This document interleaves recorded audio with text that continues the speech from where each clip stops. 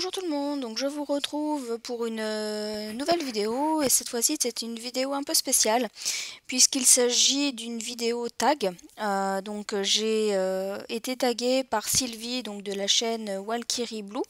Je vous mettrai le lien de sa chaîne en barre d'infos.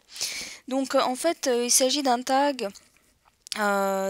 Si ma mémoire est bonne, c'est pas elle qui l'a créé, mais je pourrais plus vous dire qui l'a lancé. Et le thème, c'est quelle créatrice ou créateur êtes-vous? Elle m'a tagué, je vais gentiment répondre à ce tag. Alors, en revanche, vous ne verrez pas ma tête, parce que pour un certain nombre de raisons, je ne montre pas je dirais, ma vraie identité, entre guillemets, ou en tout cas mon visage sur les réseaux sociaux. J'ai choisi de vous montrer comment je réalise un intercalaire, entre guillemets, pour mon bullet journal. Voilà.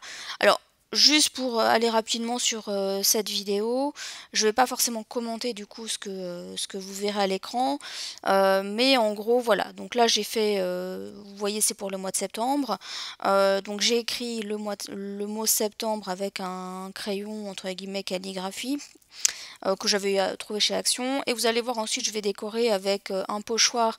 Je vais utiliser un pochoir avec des horloges et un rotring. Donc c'est la mine 02.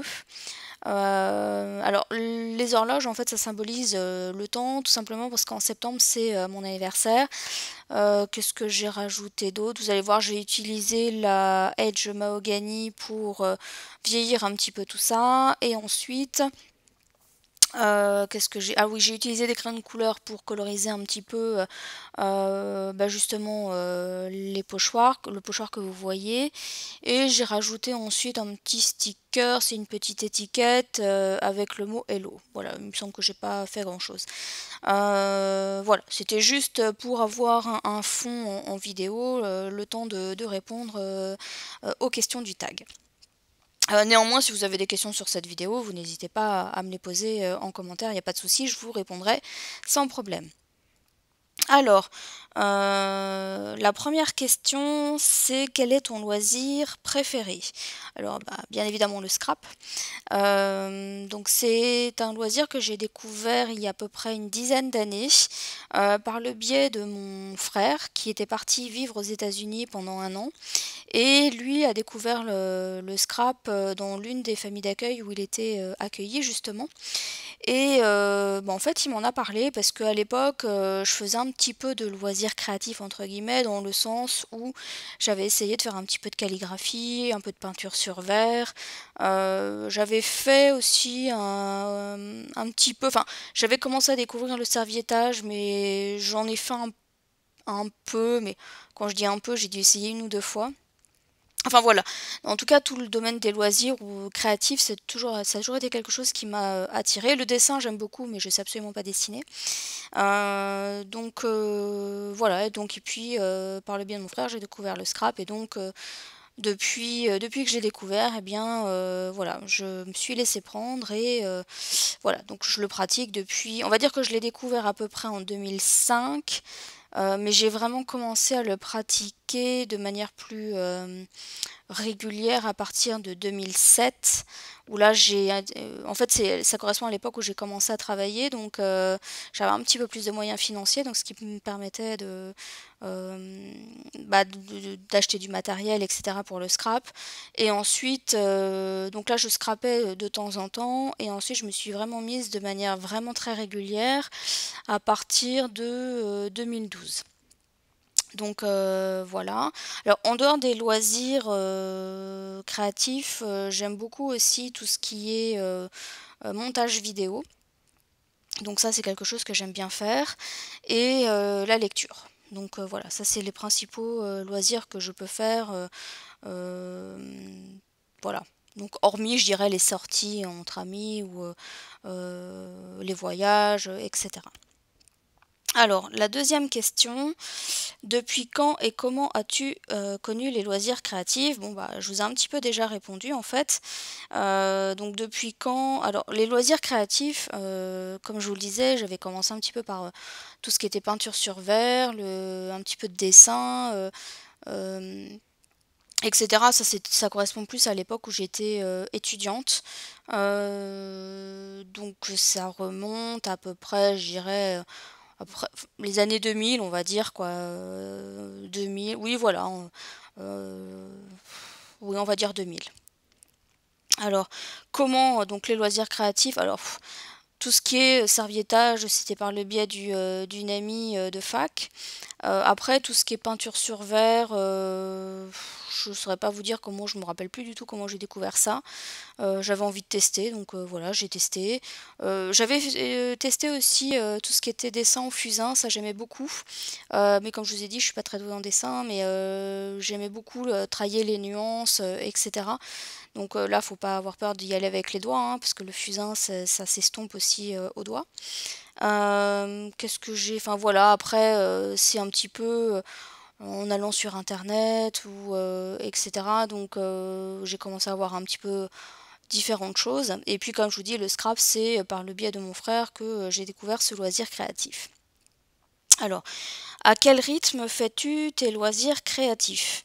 Alors aujourd'hui, je ne fais plus que de scrap, hein. Je veux dire, tous les autres loisirs créatifs, je ne les fais plus du tout. Enfin, tout ce qui est serviettage ou les dessins au fusain, la peinture sur verre, etc. Ça, je fais plus du tout. Je ne fais que du scrap. Euh, alors, à quel rythme? Alors, je sais pas trop si à quel rythme ça veut dire à quelle fréquence ou est-ce que je vais vite à scraper. Donc, je vais répondre aux deux dans le doute. Alors, moi, je scrape uniquement le week-end et quand j'ai des jours de congé, pour la simple et bonne raison que je travaille et que quand je rentre chez moi le soir, j'ai pas forcément toujours la tête ou l'envie de me mettre au scrap parce que effectivement, je suis quelqu'un qui scrape très lentement. Donc je réponds à la deuxième partie de la question, on va dire. Donc parfois je peux m'asseoir à mon bureau de scrap et réfléchir pendant 1 heure à ce que je vais faire. Donc c'est pour ça que je vous dis je scrape très lentement. Alors parfois je vais, avant de me lancer sur un projet ou sur une carte ou des ATC ou peu importe, je peux y avoir réfléchi pendant toute la semaine en fait. Je vais avoir réfléchi à tiens, j'ai envie de faire une carte d'anniversaire, je vais chercher un peu sur Pinterest, dans Google Images, sur des blogs, je vais un petit peu m'inspirer et puis au fur et à mesure je vais construire en fait dans ma tête mon projet. Et puis donc ça peut durer une semaine, mais ça peut durer beaucoup plus, hein, ça va dépendre. Et, euh, et puis il va arriver un moment où je vais effectivement réaliser le projet. Alors en général, l'idée que j'ai en tête et l'idée finale réalisée, je dirais, c'est complètement différent, ça n'a absolument rien à voir. Il y a des fois, je pars vraiment d'une inspiration sur Internet et au final, enfin, le résultat que j'ai créé n'a absolument plus rien à voir. Mais toujours est-il que effectivement, je suis quelqu'un qui scrape très très lentement et bah, comme je vous disais, uniquement le week-end, quelques heures le week-end parce que je peux pas non plus consacrer tout mon week-end au scrap malheureusement et pendant mes jours de congé, quand je ne pars pas en vacances. Parce qu'effectivement, quand je pars en vacances, j'emmène pas mon scrap. Parce qu'en général, mes vacances ne sont consacrées qu'à des visites de sites ou à la randonnée, ou, etc. Alors ensuite, la question suivante. Alors, crois-tu que tu pourrais vivre sans ces loisirs créatifs? Non. Parce que ça me permet un petit peu de me sortir du quotidien, de passer le temps aussi parfois. Et puis en fait j'ai vraiment besoin de ça pour, je dirais m'échapper entre guillemets de tous les tracas qu'on peut avoir du quotidien ou du boulot, etc. Et puis ça me permet, enfin moi en tout cas, ces loisirs créatifs, enfin le scrap en tout cas, pour tout ce qui est carterie, c'est vrai que je vous le dis pas, mais la plupart des cartes que je crée sont pour ma grand-mère en fait, parce que alors, il faut savoir que moi toute ma famille habite très très loin de chez moi. donc à 700 km. Et donc, bah, ma grand-mère maternelle, voilà, j'y tiens beaucoup et donc je sais qu'elle aime pas beaucoup le téléphone, d'ailleurs moi non plus. Et je sais qu'elle aime bien recevoir des courriers, donc voilà. La plupart des cartes que vous me voyez faire, en général, elles sont pour elle. Mais après, il y a effectivement les cartes d'anniversaire ou etc. que je peux envoyer à plusieurs autres personnes. Ou, enfin voilà, toutes les cartes que je crée ne sont pas forcément pour ma grand-mère, mais il y en a beaucoup. Et donc, voilà, je sais que ça lui fait plaisir aussi de savoir que c'est moi qui fais les cartes, etc. Donc rien que pour ça, voilà, je pourrais pas me passer du scrap. Ensuite, voilà, comme je vous ai dit, ça me permet de me sortir du quotidien un petit peu. Et puis, ça me permet, quand je fais des mini-albums aussi, de retrouver les souvenirs de mes vacances, parce qu'en général, c'est soit des longs week-ends ou quelques jours de congé, et donc ça me permet un petit peu de revivre, entre guillemets, ces instants, etc., de me rappeler les petites anecdotes, etc. Donc voilà, donc j'aurais beaucoup de mal à me passer en tout cas du scrap. Alors ensuite, quel serait ton plus grand rêve au rapport avec tes loisirs créatifs? Bah, d'avoir plus de temps. Alors je pense que c'est le cas pour beaucoup, hein, on rêverait toutes de pouvoir consacrer toutes nos journées au scrap. Donc voilà, c'est vrai que c'est pas forcément mon plus grand rêve à moi, hein, mais par rapport aux loisirs créatifs, effectivement, j'aimerais bien pouvoir avoir plus de temps pour créer, pour avoir plus de place aussi, parce que effectivement, je commence à être un peu encombrée avec tout ce que j'ai pu acheter ces derniers temps. Donc, bah, au fur et à mesure, enfin, c'est vrai qu'au fur et à mesure des années aussi de scrap, on finit par accumuler beaucoup de choses, que ça soit en termes d'outils, d'embellissement, de papier, etc. D'ailleurs, aujourd'hui, j'ai une règle, hein, je n'achète plus de papier, sauf exception, on va dire. Mais c'est vrai que j'achète très très peu de papier parce que j'en ai déjà beaucoup. Bah, comme je pense beaucoup de scrapeuses. Donc voilà, je dirais que mon plus grand rêve, ce serait d'avoir plus de temps pour pouvoir à consacrer, je dirais, au scrap, euh, sans la contrainte financière, hein, bien évidemment. Parce que avoir plus de temps, ça veut dire soit qu'on travaille pas, ou etc. Et forcément, ça veut dire aussi qu'on a plus de contraintes d'un point de vue financier. Donc ce serait vraiment d'avoir plus de temps, mais sans contrainte financière. Voilà. D'avoir plus de place aussi. Alors j'ai failli répondre de pouvoir en vivre, mais c'est pas forcément mon objectif ou un but. Je fais pas du scrap pour le vendre ou quoi que ce soit.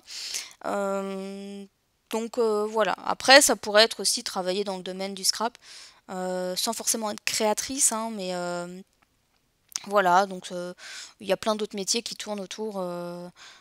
Quand je dis créatrice, c'est créer des choses, hein, des cartes ou etc. Faire tout ce qui est design de tampons, je suis pas assez bonne dessinatrice pour faire ça. Du design de papier, pourquoi pas, parce que là, il y a pas mal de logiciels qui permettent de créer des choses sympas. Mais c'est pas, honnêtement, c'est absolument pas mon but.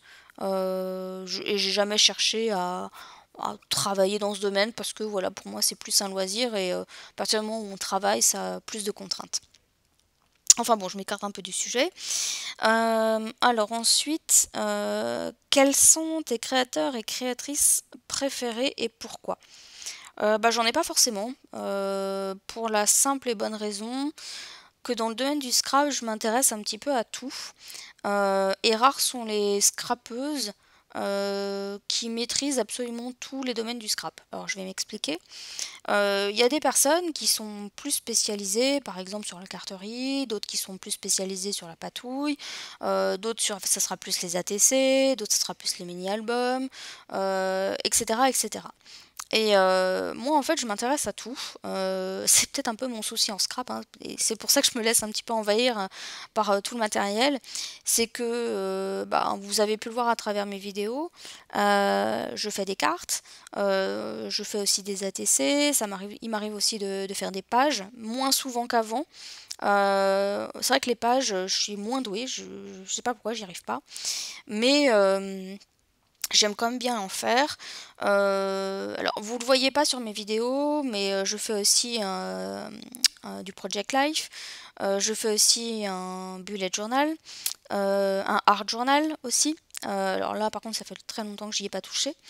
Mais voilà, c'est pour vous dire un petit peu, j'aime bien toucher un petit peu à tout. Et puis il y aura des moments où voilà, je serai plus carterie, des moments où je vais être plus sur des mini-albums, des moments où ce sera plus des ATC. Enfin voilà. Donc c'est difficile pour moi de vous dire qu'il y a des scrappeuses, enfin des créateurs ou des créatrices que j'aime plus que d'autres. Parce que, comme je vous ai dit, rares sont ceux ou celles qui maîtrisent absolument tous les sujets. Moi-même, je ne maîtrise pas tout, hein, c'est pas ça que je suis en train de dire non plus. Hein. Donc voilà. Donc, je vais prendre autant plaisir à regarder quelqu'un qui est spécialisé dans la carterie, que quelqu'un qui est spécialisé dans la colorisation, que quelqu'un qui est plutôt spécialisé dans les mini-albums, etc. Donc vous dire quelle créatrice ou créateur je préfère, j'ai vraiment, à moins de vous faire une liste de 100, enfin j'allais dire de 100 personnes, peut-être pas jusque là, mais ça a plus trop d'intérêt de citer 15 ou 20 personnes quand on nous demande quels sont voilà, enfin, j'imagine que quand on pose la question quels sont les créateurs ou créatrices, on attend deux trois noms. Moi, honnêtement, je pourrais pas vous donner deux trois noms parce que voilà, chaque personne a plus ou moins ses spécialités et je prends plaisir à regarder toutes les vidéos de ces personnes. Euh, alors ensuite, si tu avais le choix entre un voyage et la même somme en achat pour tes loisirs. Je prends le voyage. Parce que je suis quelqu'un qui aime bien voyager. Mon compagnon aussi. Alors, on voyage pas forcément très très loin parce que on va dire que mon compagnon a très peur de l'avion. Donc, en général, on voyage en voiture. Donc, on peut pas aller forcément non plus à 3000 km. Mais en même temps, ça permet aussi de se concentrer sur les régions qu'il y a pas très loin de chez nous, on va dire. Et, euh, et puis quelque part, ça permet de découvrir aussi des endroits qui sont à proximité de nous et qu'on ne pense pas forcément à visiter parce qu'on se dit toujours ah bah, on aura le temps, et puis finalement on le fait jamais. Donc ça n'empêche pas qu'on trouve toujours des endroits à visiter, à voir, etc. Donc voilà, donc les voyages sont... Voilà, je préfère prendre un voyage que la même somme pour les loisirs, d'autant plus que je sais que derrière le voyage me donnera l'occasion de faire du scrap. Donc voilà. Ensuite, l'avant-dernière question. Irais-tu à dire que tes loisirs créatifs sont plus importants que tout? Non. Les loisirs créatifs, c'est important, ça c'est sûr, mais c'est pas un plus important que tout. Je pense que, voilà, pour moi, ce qui est plus important, c'est mon compagnon, par exemple, ma famille, voilà, mes animaux, enfin, mon animal, puisque j'ai un chat. Donc voilà, donc les loisirs c'est une manière effectivement de s'évader, enfin les loisirs créatifs c'est une manière de s'évader pour moi, mais je sais très bien que même si ça serait dur je dirais de plus en faire, je sais très bien que voilà, j'ai mon compagnon, j'ai ma famille, et mes amis aussi, donc là-dessus, voilà, je peux pas dire que les loisirs créatifs ça passe avant tout. Alors ensuite, la dernière question, si tu avais 100 euros à dépenser de suite, qu'achèterais-tu? Bah, j'imagine que la question est posée par rapport aux loisirs créatifs. Alors, qu'est-ce que j'achèterais si j'avais 100 euros? Trop de choses certainement. Euh, alors, je pense que tout ce que je vais dire, ça va dépasser les 100 euros. Donc pourquoi pas les Distress Oxide, ça pourrait être pas mal, parce que j'en ai pas. Pour le moment, j'ai réussi à résister à l'achat de ces encres, surtout parce que je manque de place, et aussi parce que je trouve que voilà, enfin, c'est la chose que j'aime pas trop dans le scrap, c'est l'aspect consumériste, c'est-à-dire qu'on est toujours en train de sortir enfin, toutes les marques sont toujours en train de sortir des nouvelles collections. Je dirais le moindre événement est sujet toujours à la nouvelle collection. Voilà, vous avez Halloween, vous avez Noël, vous avez Pâques, vous avez la rentrée des classes, vous avez l'été, et puis j'en oublie, vous avez l'automne, l'hiver. Enfin, il y a toujours plein de choses qui font que voilà, vous avez encore la nouvelle collection, la nouvelle collection, la nouvelle collection. Il y a même certaines marques, je ne vais pas les citer, mais tout le monde les connaît, qui vont vous sortir des collections chaque mois. Je trouve que que ça fait un peu trop en fait. Au bout d'un moment, même si je dis pas le contraire, hein, je suis la première parfois à craquer sur des choses, je trouve que ça fait... à la fois ça fait envie, donc on achète, et au final on n'utilise pas ce qu'on achète. Donc voilà pourquoi jusqu'après, bon je m'écarte encore une fois du sujet, mais voilà pourquoi j'ai pas encore acheté les Distress Oxide, parce que elles me font très envie, ça c'est sûr. Mais je me connais, une fois que je les aurai utilisées deux trois fois, je vais les ranger et puis je vais les ressortir dans 6 mois quoi. Donc voilà, je me dis autant déjà utiliser ce que j'ai à ma disposition. Donc j'ai déjà par exemple les Distress, j'ai les Distress normales, hein, et je pense qu'on peut déjà faire beaucoup de choses avec. Le rendu n'est pas le même, ça c'est sûr. Mais enfin bon bref, voilà. Donc si j'avais 100 €, pourquoi pas les Distress Oxide. Euh, Peut-être aussi ce que je réfléchis à acheter, mais je trouve que je trouve que c'est un peu cher. C'est la plateforme magnétique pour la Big Shot. Parce que c'est vrai que ça a un côté pratique, notamment quand on veut détourer, enfin utiliser les dies pour détourer des tamponnages. Je trouve que du coup cette plateforme magnétique est très pratique, mais vu son prix, ça me rebute quand même beaucoup. Je crois qu'elle est dans les 40 €. Il me semble que c'est dans les 40 €. Je trouve que ça fait cher, voilà. Après, qu'est-ce que je pourrais acheter? Enfin, pour 100 €, bon, je pense que déjà, rien qu'avec les Distress Oxide et ma plateforme magnétique, on atteint largement les 100 €. Donc voilà, je pense que je vais m'arrêter là du coup. Donc voilà. Ensuite, alors la dernière question qui n'en est pas une, qui je choisis de taguer. Bah, j'ai presque envie de répondre, bah, tous ceux qui ont envie de faire ce tag, ben faites-le. Ça reste toujours intéressant. C'est vrai qu'il y a des personnes que j'aurais bien aimé taguer, mais il me semble pas elles ont pas de chaîne YouTube, donc ça reste un peu compliqué. Mais voilà, donc j'ai presque envie de vous dire, bah, toutes celles qui regardent cette vidéo et qui ont envie de faire ce tag, eh bien faites-le. Il y a l'avantage d'être pas très long et puis il n'y a pas de questions trop personnelles, donc voilà, c'est aussi pour ça que ça me dérangeait pas de faire ce tag. Donc voilà, en tout cas, je tenais à remercier Sylvie qui m'a tagué. C'est vrai que je m'y attendais pas trop, donc ça m'a fait un peu bizarre d'entendre qu'elle m'avait tagué. Donc merci à toi Sylvie. Et voilà, j'espère que mes réponses bah, te satisferont. Et puis si jamais vous avez des commentaires ou voilà, que vous souhaitez des précisions par rapport à ce que j'ai pu dire, bah, n'hésitez pas, hein, les commentaires sont faits pour ça. Et puis je vous retrouve bientôt donc pour une prochaine vidéo. Bye bye!